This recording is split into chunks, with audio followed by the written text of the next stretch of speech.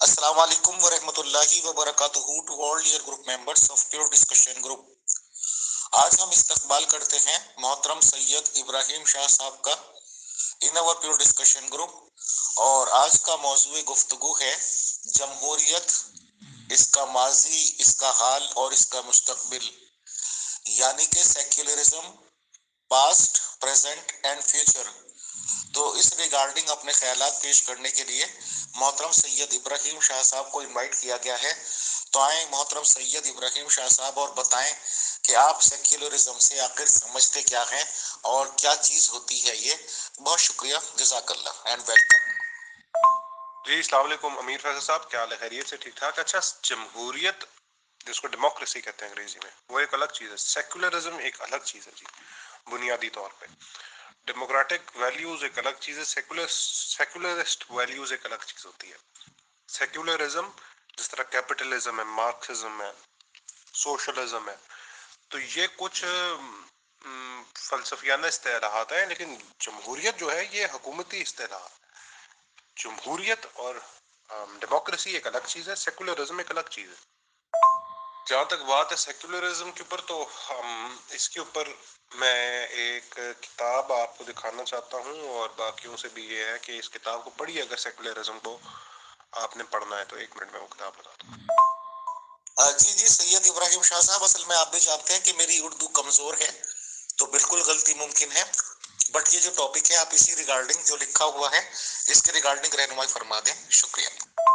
Principles of secularism sir George Jacob کے سے ہے، اور 1870 کی تصنیف ہے. 1870 کی، اور یہی سر جارج جو ہے انہوں نے سیکولرزم کی بنیاد رکھی ہے 1870 میں. اچھا ایک چیز یاد رکھیے گا کہ دہریہ پنا ایتھیزم جیسے آج ہے اس طرح اس وقت نہیں تھی. ایتھیزم کو اس وقت بہت زیادہ برا طریقے سے دیکھا جاتا تھا ویسٹ میں بھی، اور ایتھیسٹ کو کافی برا سمجھا جاتا تھا. اچھا سمجھنے کی بات یہ بھی ہے کہ یہ وہ دور ہے 1870 کے جب مختلف دنیا کے اندر، مختلف حصوں کے اندر اس طرح حکومت نہیں تھی جس طرح آج حکومت ہے. جمہوریت کا راج نہیں تھا، زیادہ تر حکومتیں مونارک سسٹم تھا، بادشاہ تھے. تو سیکولرزم اس وقت نکل گیا کہ جس وقت نمبر 1 چرچ جو تھا، چرچ کا بہت قبضہ تھا، اور دوسری طور پہ بادشاہ کا بہت قبضہ تھا. تو ظاہری بات ہے عوام نے تنگ آ کے کوئی نہ کوئی سوچنی تھی، تو لہٰذا سیکولرزم کے بارے میں سوچا. اچھا سر جارج 1870 کے اندر جو یہ کتاب لکھتے ہیں، اس سے پہلی عبارت یہ 1853 کی نقل کرتے ہیں. 1853 اور کہتے ہیں کہ مجھے بہت چھوٹا نظر آ رہا ہے، میں کوشش کرتا ہوں پڑھ. دیکھیے، the adoption of the term secularism is justified by its including a large number of persons who are not atheists. مطلب کہ سیکولرزم ایک صرف دہریہ پناہ کا نام نہیں ہے. And uniting these for actions which has secularism for its object and not atheism. On this ground, and because by the adoption of a new term, a vast amount of independence from مجھے ٹھیک نظر نہیں آ رہا، بہت چھوٹا ہے. اس got rid of، مطلب کہ کہنا کا مقصد ہے کہ ایتھیزم مطلب دہریہ پنا صرف سیکولرزم نہیں ہے، سیکولرزم میں سے آگے بڑھ کے بھی کچھ ہے. لیکن اس کے اوپر اس کا رد لکھا سر جارج نے، جو سیکولرزم کے بادشاہ ہیں. انہوں نے کیا لکھا وہ میں آپ کو دکھاتا ہوں.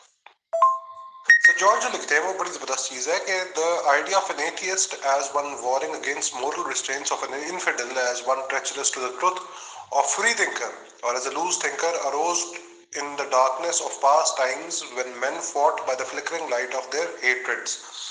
کہتے ہیں جی پہلے ایتھیزم کو بہت برا سمجھا جاتا تھا، انفیڈل کہا جاتا تھا، فری تھنکر کو بہت برا سمجھا جاتا تھا.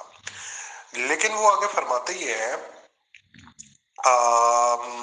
کہ فری تھنکنگ کے اوپر وہ بات کرتے ہیں، فری تھنکنگ کے اوپر. اب وہ بات یہ کرتے کہ یہ ایتھیزم جو ہے یہی چیز ہے فری تھنکنگ، اور اسی کو کہتے ہیں، اسی کا نام ہے فری تھنکر.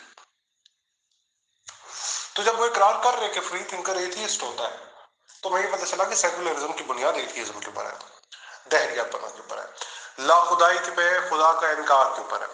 خدا کا انکار کر کے سیکولرسٹ یہ جانتے ہیں کہ قوم کا نظام چل سکتا ہے. لیکن یہ لمیٹڈ نہیں ہے ایتھیسٹ، لیکن بنیادی طور پہ یہ ایتھیسٹ ہے۔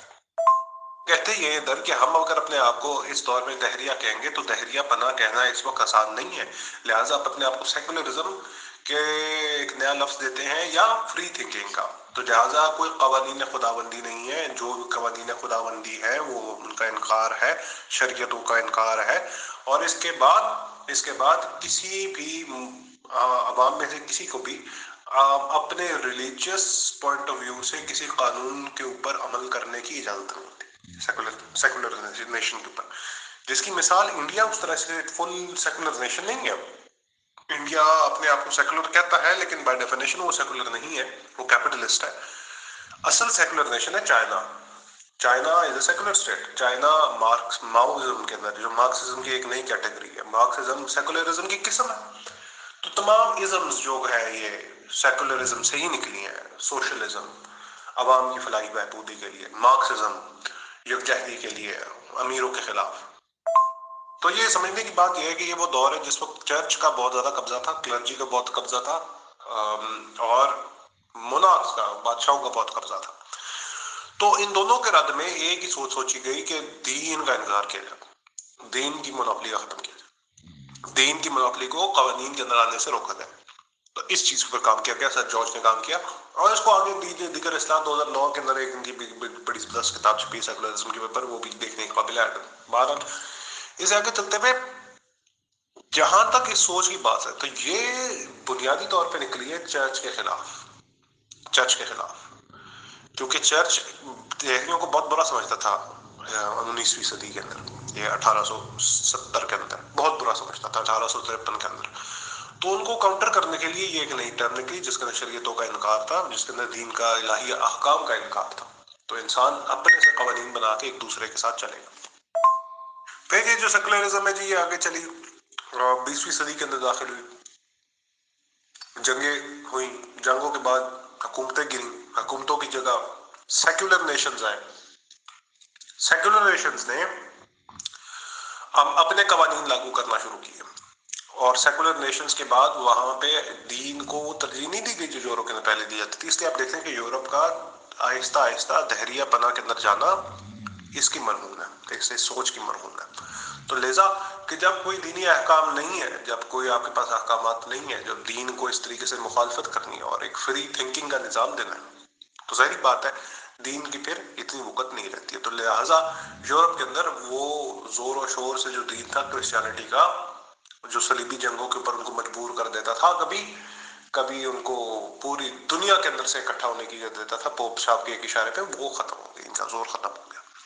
تو لہٰذا اس سب چیزوں کا مرہون جو اس کا پاسٹ کیا بات کر رہے ہیں وہ یہی ہے کہ ہم سیکولر نیشنز ایمرج ہونا شروع ہوگی جنگ عظیم اول اور دوم کے بعد، وہ سیکولر اسٹیٹس کہلاتے ہیں۔ اچھا، سیکولر اسٹیٹس مستقبل تو ہمیں نہیں پتا مستقبل اس کا کیا ہوگا، ہمیں لگتا ہے کہ زیادہ پھیلے گا، اس طرف تو زیادہ پھیلے گا، لیکن کچھ ممالک ہیں جس طرح ایران ہے، اس وقت زیادہ تر ممالک جو یورپ کے اندر ہے، جو ویسٹ کے ممالک ہیں، جس طرح امریکہ بھی ہے، یہ سیکولر نیشنز کہلاتے ہیں، آپ کو سیکولر اسٹیٹس کہلاتے ہیں۔ اچھا، سیکولر اسٹیٹس مستقبل تو ہمیں نہیں پتا مستقبل اس کا کیا ہوگا، ہمیں لگتا ہے کہ زیادہ پھیلے گا، اس طرف تو زیادہ پھیلے گا، لیکن کچھ ممالک ہیں جس طرح ایران ہے، سعودیہ ہے، اسرائیل ہے، پاکستان ہے، یہ لوگ دینی احکام کو ساتھ لے کے چل رہے ہیں۔ تو لہٰذا اس کا پاس یہ تھا کہ یہ ایک چرچ کے خلاف شروع ہوئی۔ پریزنٹ اس کا یہ ہے کہ یہ اس وقت بہت زور و شور میں ہے، جنگوں کے بعد جنگ عظیم اول اور دوم، اور اس کا فیوچر مجھے جو اس وقت نظر آ رہا ہے وہ یہی ہے کہ ان ممالک میں جدھر ہے یہ بہت زیادہ پھیلے گی، بہت زیادہ پھیلے گی۔ اور جہاں تک ہمارا ہے، میں اگلے آڈیو میں بیان کرتا ہوں کہ ہمارا مکتب فکر جو تشیع ہے وہ اس بارے میں کیا کہتا ہے۔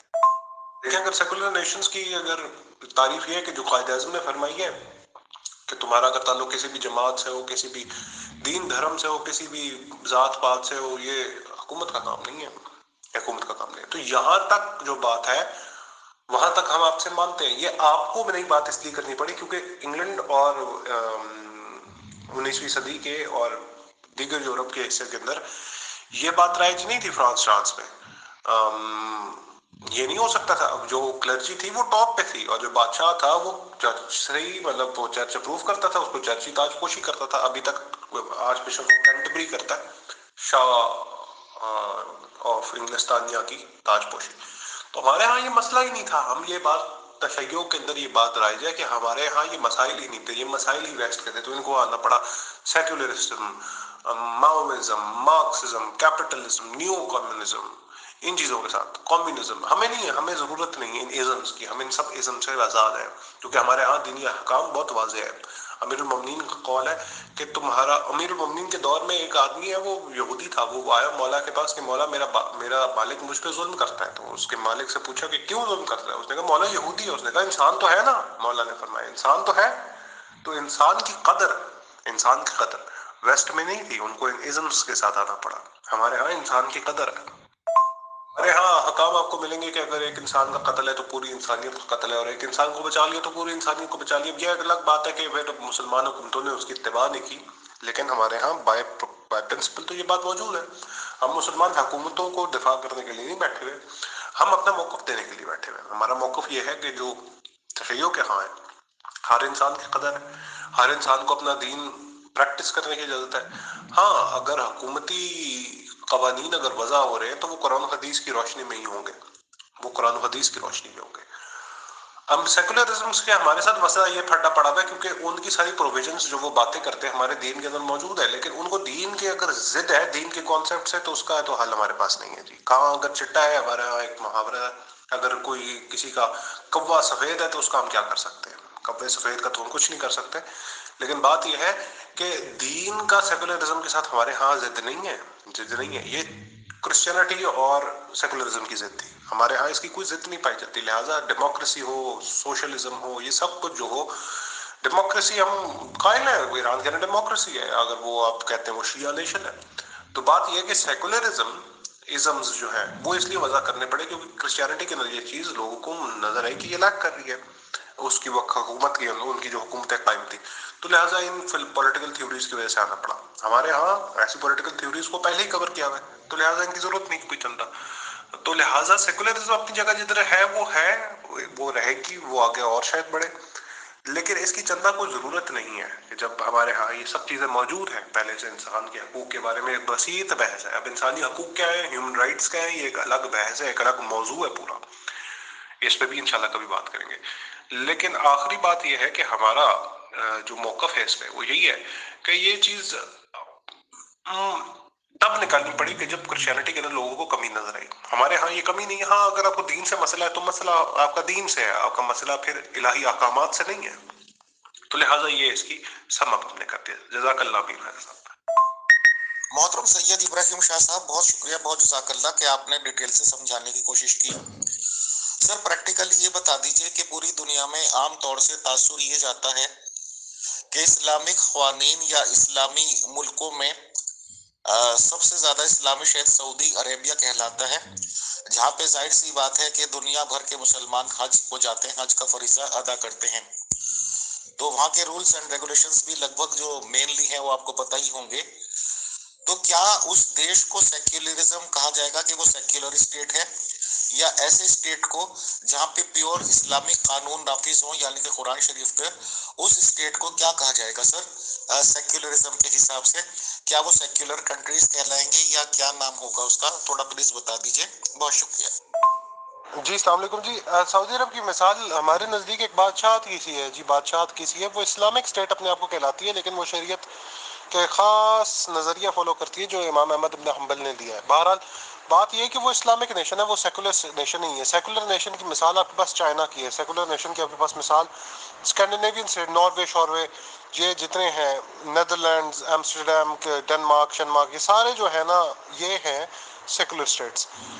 सऊदी अरब की मिसाल है इस माजरत के साथ, और ईरान और इसराइल, ये रिलीजियस स्टेट्स हैं, ये रिलीजियस स्टेट्स हैं। ठीक है मोहतरम सैयद इब्राहिम शाह साहब, आपने डिटेल से समझाया اور انشاءاللہ سب لوگوں کی سمجھ میں آ گیا ہوگا. یہ ایک ٹاپک ایسا تھا جس میں ہم کافی انتظار کر رہے تھے کہ محترم سید ابراہیم شاہ صاحب سے خیالات لی جائیں, اور آج آپ نے وہ پیش کیے, تو بہت شکریہ, جزاک اللہ.